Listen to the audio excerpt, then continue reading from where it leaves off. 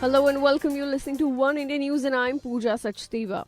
Our government have come up with another initiative and this one is far more innovative than you can think.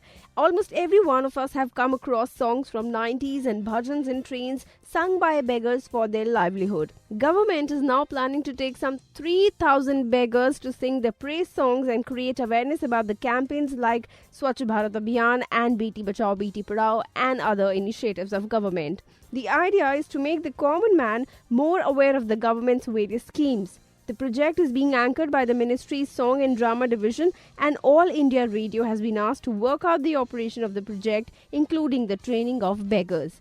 Officials said that the pilot project will begin in Mumbai next month and will be taken to other cities in phases. He said, "Our field publicity reports show that the number of such beggars in Mumbai suburb trains is high and that there are entire families singing and begging for money.